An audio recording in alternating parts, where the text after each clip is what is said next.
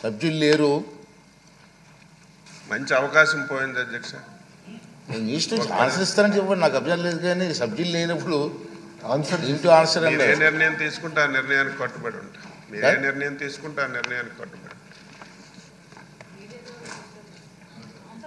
TV ద్వారా వాళ్ళకి చూస్తారు అధ్యక్ష. సమాధానం చెప్పిన సమాధానం చెప్తారా? సమాధానం చెప్పండి.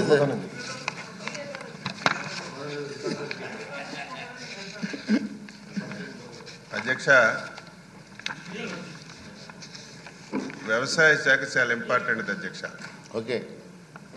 లాస్ట్ 5 years ఒక సంవత్సరానికి 7,500 రూపాయలు రైతులకి ఇచ్చి మొత్తం ఆ డిపార్ట్మెంట్ అంతా క్లోజ్ చేశారు అధ్యక్ష. ఒక రైతు వ్యవసాయం చేయాలన్నా లాభసాటిగా పొందాలన్నా ఆ 7,500 సరిపోదు అధ్యక్ష. ఈరోజు మనం అన్నదాత సుఖీభవ కింద కేంద్ర ప్రభుత్వం రాష్ట్ర ప్రభుత్వం కలిసి 20,000 ఇవ్వాలని చెప్పి నిర్ణయం తీసుకున్నాం అధ్యక్ష. ఈ 20,000 రూపాయలు ఇస్తే రైతుకి ఏం ఉపయోగం ఉండదు అధ్యక్ష. లాస్ట్ 5 years అధ్యక్ష ఒక్కటంటే ఒక కార్యక్రమం వ్యవసాయ శాఖలో అమలు జరగలేదు అధ్యక్ష. సాయిల్ టెస్టింగ్ ఆపేశారు, మెకనైజేషన్ ఆపేశారు, రైతుకి అత్యవసరమైనటువంటి స్ప్రింక్లరు డ్రిప్ ఇరిగేషన్ ఆపేశారు, సొంత ఇన్సూరెన్స్ కంపెనీ పెడతామని చెప్పి 5 సంవత్సరాల్లో ఒక్క సంవత్సరం కూడా ఇన్సూరెన్స్ ఇవ్వలేదు. ఒక సంవత్సరం మన నాయకులు పోడియం దగ్గరికి వెళ్ళి కూర్చుంటే ప్రభుత్వం నుంచి 1 సంవత్సరం ఇచ్చారు తప్ప 1 సంవత్సరం ఇన్సూరెన్స్ ఇచ్చిన సందర్భాలు లేవు. 5 సంవత్సరాల్లో చాలా విపత్తులు వచ్చాయి, సైక్లోన్లు వచ్చాయి, వరదలు వచ్చాయి. ఇన్పుట్ సబ్సిడీ కానీ ఇన్సూరెన్స్ కానీ ఇచ్చిన సందర్భాలు లేవు అధ్యక్ష. మళ్ళీ ఈరోజు అది కూడా మోసం చేశారు అధ్యక్ష. ఎన్నికల ముందు మేనిఫెస్టోలో మేము 12,500 ఇస్తామన్నారు. ప్రతి సమావేశంలో ఆ రోజు ఉన్నటువంటి నాయకులు మేము రైతు భరోసా కింద 12,500 ఇస్తామని చెప్పి అధికారంలోకి వచ్చిన తర్వాత కేంద్ర ప్రభుత్వం ఇచ్చినటువంటి 6,000 రూపాయలతో కలిసి 12,500 ఇచ్చి మోసం చేశారు అధ్యక్ష. మనం అలా కాదు అధ్యక్ష. మేనిఫెస్టోలో పెట్టాం, ఎన్నికల ప్రచారంలో చెప్పాం. కేంద్ర ప్రభుత్వం రాష్ట్ర ప్రభుత్వం కలిసి 20,000 రూపాయలు రైతు రేపు పెట్టుబడి సాయం కింద అన్నదాత సుఖీభవలో ఇస్తామని చెప్పి స్పష్టంగా మాటించాం అధ్యక్ష.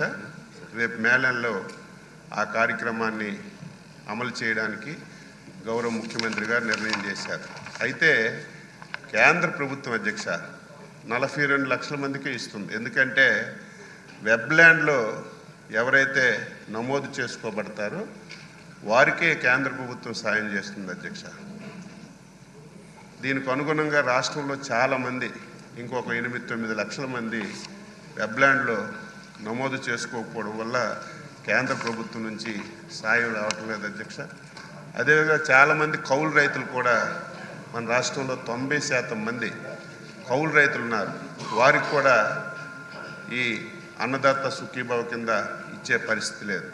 అందుకే ముఖ్యమంత్రి గారు స్పష్టంగా చెప్పారు, ఇటు భూమి లేనటువంటి నిరుపేద రైతులు ఎవరైతే కౌలు రైతులు ఉన్నారో వాళ్ళకు కానీ వెబ్ల్యాండ్లో లేనటువంటి వాళ్ళకి కానీ తప్పనిసరిగా ఈ పరిహారం అందించాలని చెప్పి నిర్ణయం చేశారు. శాసనసభ ద్వారా రైతాంగానికి మాటిస్తున్నాం. అర్హత కలిగిన ప్రతి ఒక్కరికి కూడా రేపు ఈ పరిహారం అందిస్తామని చెప్పి శాసనసభ ద్వారా రైతులకి తెలియజేస్తూ, ఇదేదో ఒక పరిహారం కాదు అధ్యక్ష. 2019 నుంచి 24 వరకు ఆగిపోయినటువంటి పథకాలన్నీ కూడా మళ్ళీ సాయిల్ టెస్టింగ్ చేస్తున్నాం, మళ్ళీ యాంత్రీకరణ ప్రవేశపెడుతున్నాం. ముఖ్యమంత్రి గారు 90% సబ్సిడీతో మళ్ళీ స్ప్రింక్లర్లు డ్రిప్లు ఇచ్చే కార్యక్రమాన్ని తీసుకున్నాం.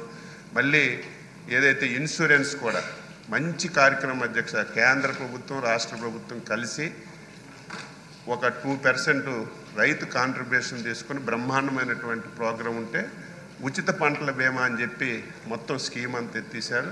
మళ్ళీ పాత విధానాన్ని ఈ రాష్ట్రంలో తీసుకొచ్చి మరి పంటల బీమా కార్యక్రమం తీసుకుంటున్నాం.